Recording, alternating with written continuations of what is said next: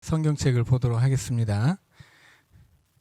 야곱이 베델에 이제 도착하게 되는데 원래 베델이 목적지는 아니었고 그냥 지나가는 길인데 날이 저물어서 잠을 잔 곳이 베델이에요. 원래는 루스라고 하는 곳인데 여기서 꿈을 꾸게 되죠. 꿈을 꾸는데 하늘에서 사닥다리가 내려오고 천사들이 오르락내리락하고 그 끝을 올려다 봤더니 하나님의 보좌가 있는 거예요. 야곱이 길을 가다가 아주 운 좋게 하늘에서 사다리가 내리는 그곳에 닿았고 마침 거기다 이렇게 돌베개를 베고 누워서 잠을 잤느냐 하면 그게 아니죠. 여기 아니라 어디서 누웠어도 마찬가지였다라고 하는 거야. 왜냐하면 하나님이 지금 동행하고 있기 때문이죠. 이제 야곱이 베델 아니라 어디에 가서 누웠건 간에 거기 하늘에서 이제 사다리가 내리는 거예요. 그래서 천사들이 오르락내리락하고 그 끝에는 하나님의 보좌가 있는 겁니다. 야곱이 어디로 가든지 이제 하나님이 동행하실 텐데 그의 길을 쫓아가는 게 아니에요. 하나님이 그의 길을 인도하시는 거죠. 그래서 하란으로 데려가고 하란에서 다시 돌아오도록 데려오실 것입니다. 근데 지금 아브라함부터 아브라함도 그렇고 이삭도 그렇고 야곱도 그렇고 원래 이렇게 이렇게 믿음이 좋았다거나 생각이 올바랐다거나 하고 하나님 앞에서 의의가 있었다거나 이런 것들은 전혀 없어요. 지금 다 하나님이 하시는 일이죠. 아브라함도 하나님이 지금 계속 고쳐서 그렇게 좋은 믿음의 사람으로 만들었고 이삭도 그랄로 가려는 건 막아서 가나안에서 살게 하고 야곱도 지금 아주 못돼 먹은 놈이지만 지금 그를 하란으로 보내서 아브라함이 걸었던 길을 걷게 하신단 말이에요. 이것은 다 하나님이 하시는 일입니다. 그러니 우리가 자랑할 것이 없는 거죠. 다 하나님의 은혜이고 하나님의 역사이되 우리가 여기서 봐야 할 것은 하나님의 섭리예요. 하나님의 섭리. 그러니까 이 야곱의 삶에 그가 죄를 짓기도 하고 싸우기도 하고 남에게 속기도 하고 속이기도 하는데 결국 그 모든 일을 가지고서 하나님은 야곱을 이스라엘로 만들어가고 있는 거예요. 그러니 이 하나님의 백성들의 삶이라고 하는 것은 그 하나님의 섭리에서 벗어날 수가 없는 거죠. 때로는 좋은 일도 있고 때로 나쁜 일도 있지만 그 어떤 일이라고 하더라도 다 하나님이 좋게 쓰세요. 합력하여 선되게 하는 거예요. 그 하나님의 섭리가 하나님의 백성 속에는 있다라고 하는 거죠. 지금 그래서 우리는 이 야곱의 이야기에서 그 하나님의 섭리를 발견할 수 있으면 좋겠습니다. 자, 29장 또 읽어갑니다. 야곱이 길을 떠나 동방 사람의 땅에 이르러 본즉 들에 우물이 있고 그 곁에 양 세 떼가 누워 있으니 이는 목자들이 그 우물에서 양 떼에게 물을 먹임이라.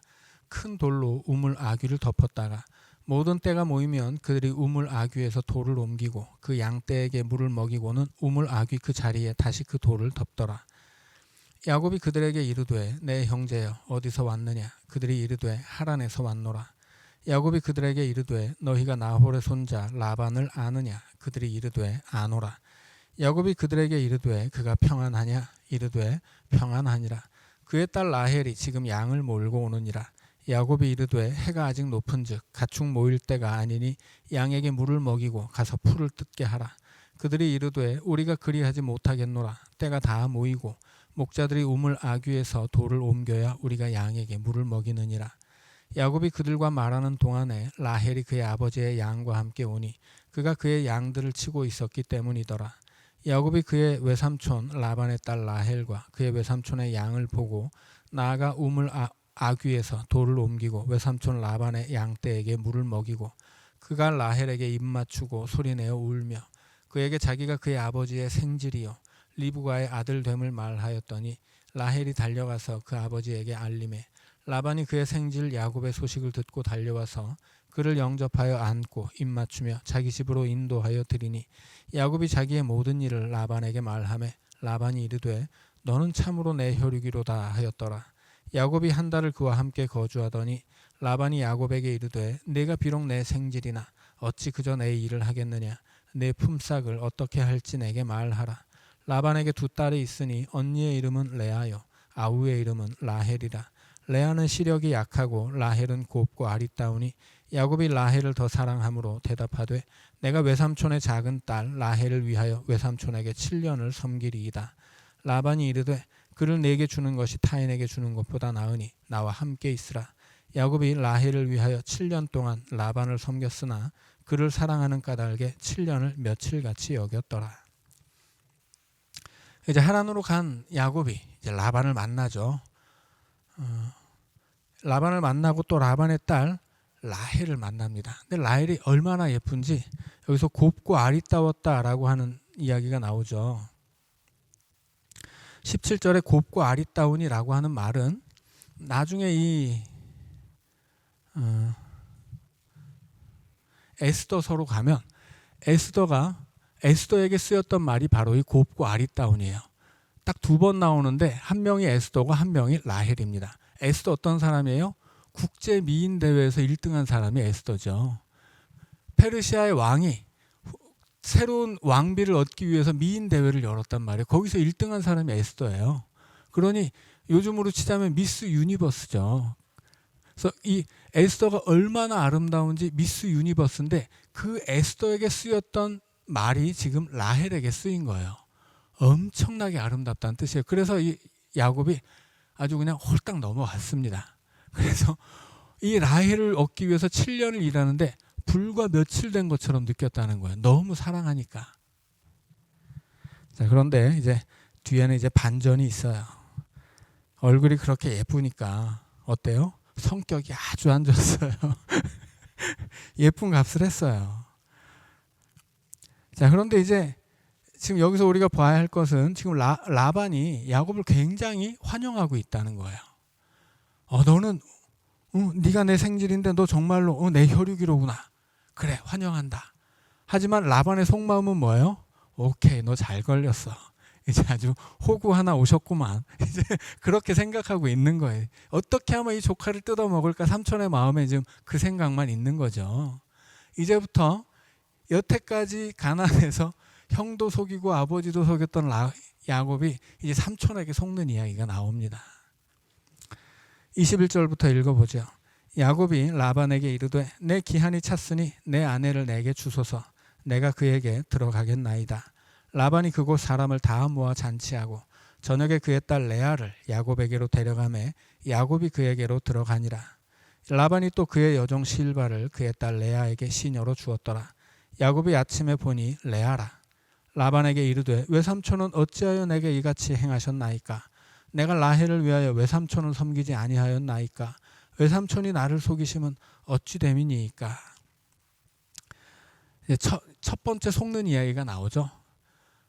7년을 며칠처럼 일하고 결혼식을 했는데 그 밤에 라헬이 아니라 레아가 들어온 거예요. 밤의 어둠을 틈타서 마치 아버지의 아버지의 눈이 어두운 것을 틈타서 아버지를 속인 것처럼. 그리고 한탄을 하죠. 삼촌이 나를 속이시면 어찌 됨이니까. 27장 15절에 보면 야곱이 그 아버지를 속였을 때 이삭의 한탄이 이렇습니다. 네가 어떻게 나를 속일 수 있느냐. 야곱이 나를 속였구나. 똑같이 지금 속였던 그대로 또 속임을 당하고 있는 거예요.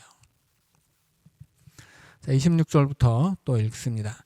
라반이 이르되 언니보다 아우를 먼저 주는 것은 우리 지방에서 하지 아니하는 바이라. 이를 위하여 7일을 채우라. 우리가 그도 내게 주리니 내가 또 나를 7년 동안 섬길지니라. 야곱이 그대로 하여 그 7일을 채우매 라반이 딸 라헬도 그에게 아내로 주고 라반이 또 그의 여종 빌하를 그의 딸 라헬에게 주어 시녀가 되게 하매 야곱이 또한 라헬에게로 들어갔고 그가 레아보다 라헬을 더 사랑하여 다시 7년 동안 라반을 섬겼더라. 예, 이제 결혼 예식을 하는데 첫날 밤에 레아가 들어와서 이제 깜짝 놀라서 다음날 아침에 막 항의를 하잖아요. 그러니까는 야, 어떻게 언니 놔두고 동생이 먼저 가니? 그래서 언니부터 간 거야.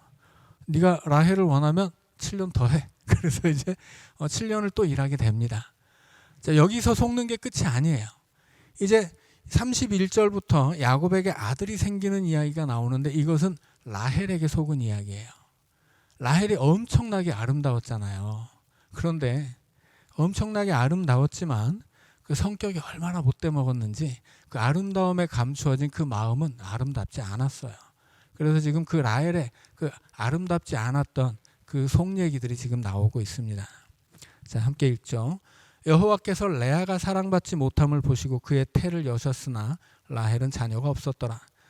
레아가 임신하여 아들을 낳고 그 이름을 르우벤이라 하여 이르되 여호와께서 나의 괴로움을 돌보셨으니 이제는 내 남편이 나를 사랑하리로다 하였더라. 아들을 낳아줬으니 남편이 이제 나를 아껴주겠지. 지금 레아가 너무 미웠거든요. 야곱은 지금 속아서 들어온 첫 번째 부인이잖아요. 그래서 지금 이 레아는 17절에 보면 레아는 시력이 약하고 라헬은 곱고 아리따웠다고 그래요. 시력이 약하다는 것은 무슨 뜻이냐면 시력이 약한 사람들 뭐 보려면 어떻게 합니까? 눈을 이렇게 찡그리고 봐야 돼요. 그래서 시력이 약하다는 말은 얼굴이 그렇게 찡그린 얼굴이다, 밉상이다 그런 뜻이에요. 언니 얼굴은 밉상이고 동생 얼굴은 미스 유니버스예요. 그러니까는 당연히 동생한테 눈이 가고 동생만 사랑했는데 레아는 미워했죠. 그런데 하나님이 그 레아가 미움받는 걸 보시고 이제 불쌍히 여기서 아들을 주니까 레아가 이제는 우리 남편이 나 사랑하겠지 했는데 아니에요.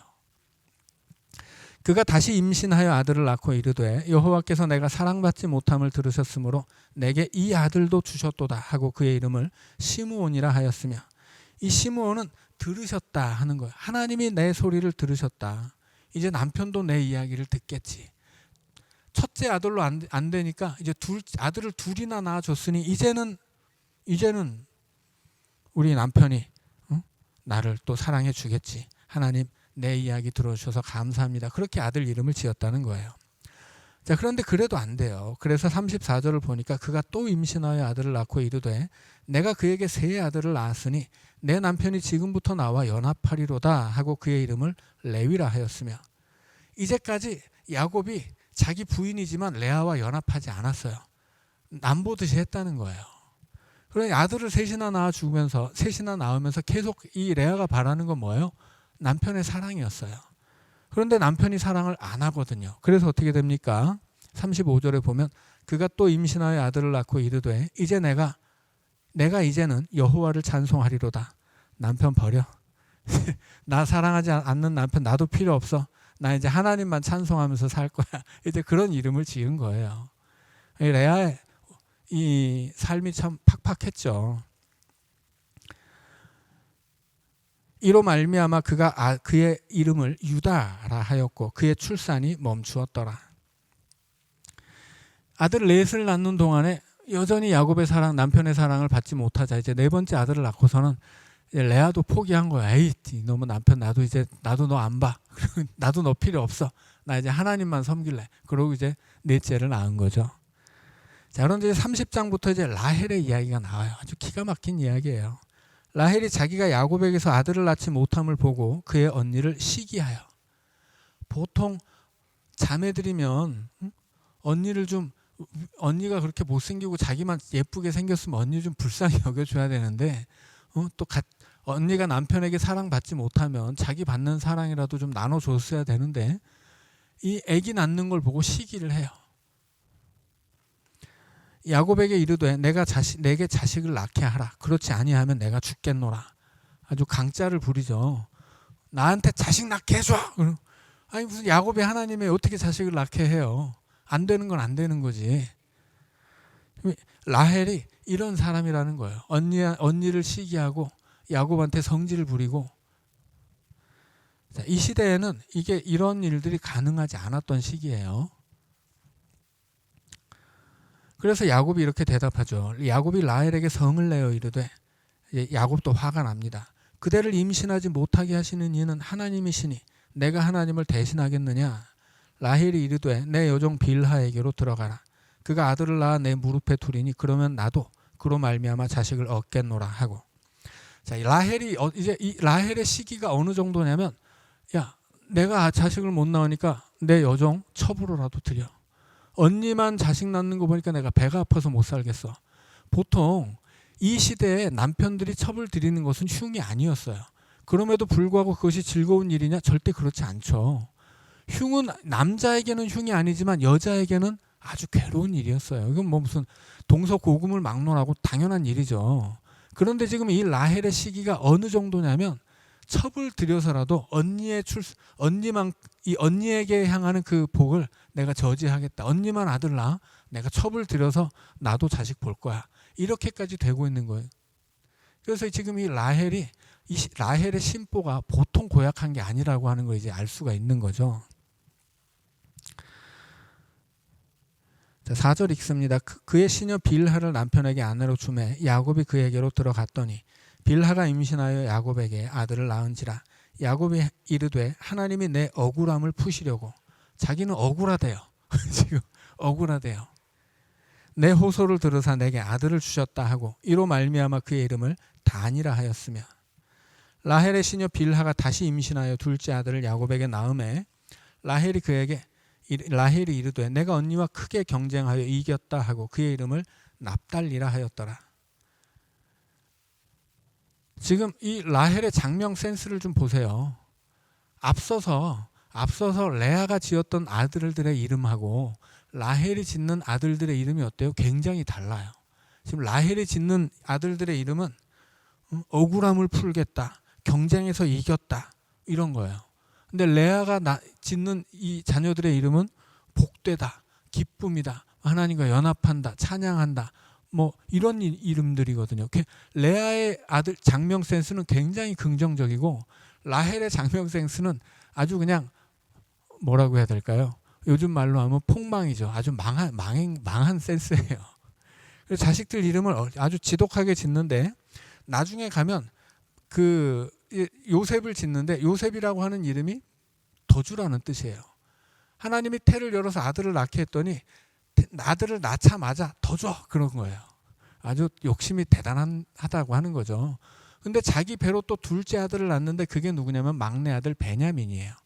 베냐민이 태어날 때 난산 때문에 이 라헬이 죽게 되는데 자기가 낳는 아들 때문에 죽게 된다는 것을 알고서 이 아들을 저주해요.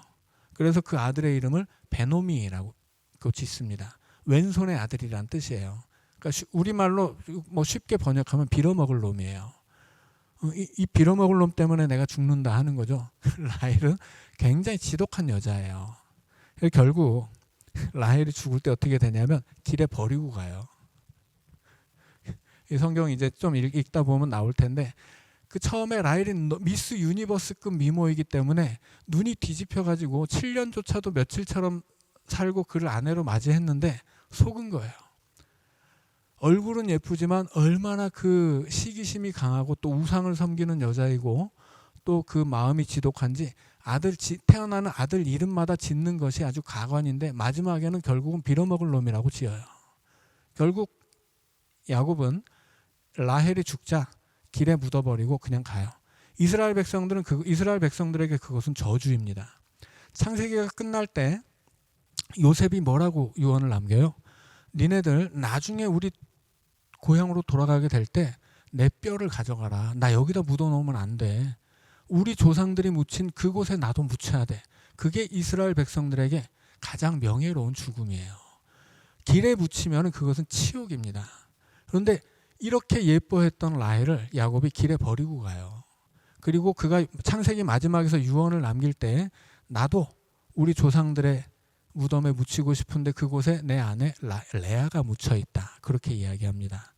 결국 야곱이 젊어서 처음 맞이했을 때는 얼굴 예쁜 라헬을 너무 사랑했었지만 나중에 그 쓴맛을 좀 본 다음에는 아유 이게 아니구나, 진짜 좋은 부인이 레아였구나 하는 것을 알게 되는 거예요. 그래서 결국 라헬은 길에다 버리고 레아를 그 조상들의 묘에 장사 지내고 자기도 레아 곁에 묻히고 싶다는 그런 유언을 남기고 이 야곱의 이야기가 끝나거든요.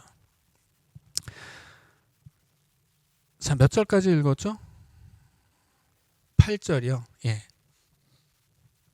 자, 이제 9절부터 또 읽습니다.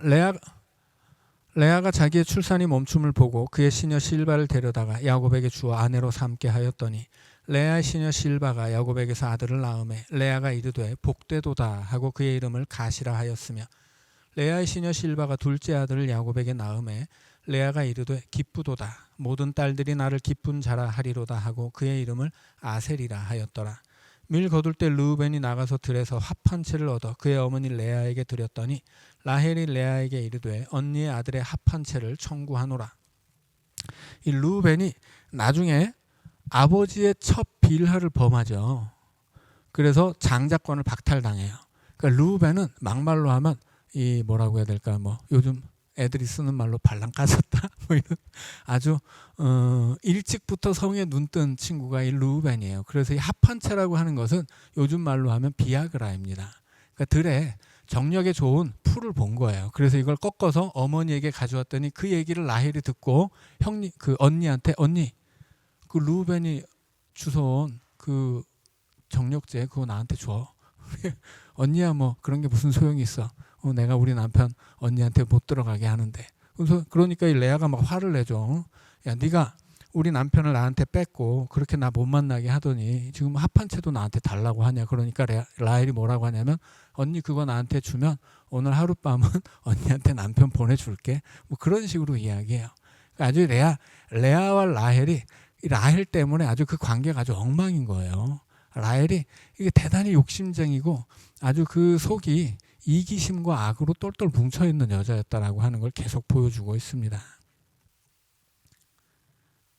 자, 15절부터 읽습니다. 레아가 그에게 이르되 네가 내 남편을 빼앗은 것이 작은 일이냐? 그런데 내가 내 아들의 합한 채도 빼앗고자 하느냐? 라헬이 이르되 그러면 언니의 아들의 합한 채 대신에 오늘 밤에 내 남편이 언니와 동침하리라 하니라. 저물 때 야곱이 들에서 돌아오매 레아가 나와서 그를 영접하며 이르되 내게로 들어오라. 내가 내 아들의 합한 채로 당신을 샀노라. 그 밤에 야곱이 그와 동침하였더라. 하나님이 레아의 소원을 들으셨으므로 그가 임신하여 5째 아들을 야곱에게 낳으니라. 레아가 이르되 내가 내 시녀를 내 남편에게 주었으므로 하나님이 내게 그 값을 주셨다 하고 그의 이름을 이사가리라 하였으며, 레아가 다시 임신하여 6째 아들을 야곱에게 낳은지라.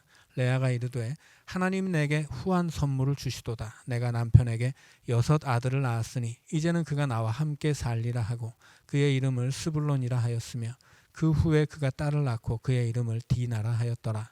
하나님이 라헬을 생각하신지라. 하나님이 그의 소원을 들으시고 그의 태를 여셨으므로 그가 임신하여 아들을 낳고 이르되 하나님이 내 부끄러움을 씻으셨다 하고 그 이름을 요셉이라 하니 여호와는 다시 다른 아들을 내게 더하시기를 원하노라 하였더라.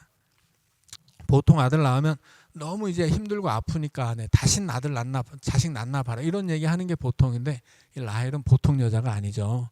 낳으면서 하나님 더 주세요 그런 얘기를 했다는 거예요. 그게 그 아들의 이름이 됐습니다. 자, 계속 읽습니다. 라헬이 요셉을 낳았을 때 야곱이 라반에게 이르되 나를 보내어 내 고향 나의 땅으로 가게 하시되 내가 외삼촌에게서 일하고 얻은 처자를 내게 주시어 나로 가게 하소서. 내가 외삼촌에게 한 일은 외삼촌이 아시나이다. 라반이 그에게 이르되 여호와께서 너로 말미암아 내게 복 주신 줄을 내가 깨달았노니 내가 나를 사랑스럽게 여기거든 그대로 있으라. 또 이르되 내 품삯을 정하라. 내가 그것을 주리라. 야곱이 그에게 이르되 내가 어떻게 외삼촌을 섬겼는지 어떻게 외삼촌의 가축을 쳤는지 외삼촌이 아시나이다. 내가 오기 전에는 외삼촌의 소유가 적더니 번성하여 때를 이루었으니 내 발이 이르는 곳마다 여호와께서 외삼촌에게 복을 주셨나이다. 그러나 나는 언제나 내 집을 세우리이까. 라반이 이르되 내가 무엇으로 내게 주랴. 야곱이 이르되 외삼촌께서 내게 아무것도 주시지 않아도 나를 위하여 이 일을 행하시면 내가 다시 외삼촌의 양떼를 먹이고 지키리이다. 오늘 내가 외삼촌의 양떼에 두루 다니며 그 양 중에 아롱진 것과 점 있는 것과 검은 것을 가려내며 또 염소 중에 점 있는 것과 아롱진 것을 가려내리니 이 같은 것이 내 품삯이 되리이다. 후일에 외삼촌께서 오셔서 내 품삯을 조사하실 때 나의 의가 내 대답이 되리이다. 내게 혹시 염소 중 아롱지지 아니한 것이나 점이 없는 것이나 양 중에 검지 아니한 것이 있거든 다 도둑질한 것으로 인정하소서. 라반이 이르되 내가 네 말대로 하리라 하고 그날에 그가 순염소 중 얼룩무늬 있는 것과 점 있는 것을 가리고 암염소 중 흰 바탕에 아롱진 것과 점 있는 것을 가리고 양 중에 검은 것들을 가려 자기의 아들들의 손에 맡기고 자기와 야곱의 사이를 사흘길이 뜨게 하였고 야곱은 라반의 남은 양떼를 치니라. 이제 두 아내를 얻기 위해서 14년을 일하고 이제 앞으로 6년은 이제 자기를 위해서 일하게 될 거예요. 그래서 14년을 일한 다음에 삼촌하고 지금 계약을 맺는 거죠. 삼촌 내가 이제 고향으로 가겠습니다 했더니 이제까지 잘 부려먹던 이 호구를 그냥 보내기 싫은 거예요. 그래서 야, 너 계속 그대로 있어라 이렇게 얘기하는 거죠. 그래서 이제 다시 품삯을 정하는데 야곱이 먼저 제안을 하죠. 삼촌의 양이나 염소 중에 점 있는 것들, 앞으로 점 있는 것들이 나오면 그것만 내가 받겠습니다. 이제 그래요. 그래서 라반도 흔쾌히 동의하는데, 동의한 다음에 뭐 어떤 일을 해요? 자기가 가지고 있어서 야곱이 치는 양이나 염소 떼 중에 점 있는 것들은 싹 빼요. 싹 빼서 아들들한테 다 주고, 그 다음에 이것들을 사흘 3일 동안 가야 되는 거리에다가 그 양들을 다 보내버려요. 혹시라도 자기 그 점 있는 것들 얘가 가져갈까봐. 그래서 야곱에게 양이나 염소를 맡기는데 얘네들은 다 흠없이 하얀 애들이에요. 점이라고는 하나도 없는 애들. 그래서 이제 라반의 속내는 뭐예요? 이 어미가 점이 없으니 또 새끼를 낳으면 점이 없을 거 아니에요. 그래서 내가 너 부려먹고 하나도 안 주겠다, 이런 속내를 가진 거죠. 그러니까 다시 한번 또 자기 조카를 속여 먹을 참이에요. 그래서 이제 이렇게 삼촌과 조카가 이제 속고 속이는 일들을 벌이고 있습니다. 이제 그 뒤에 있는 이야기들은 또 다음 주에 같이 읽어가도록 하겠습니다. 자, 여기까지 하고 오늘 기도하고 마치겠습니다.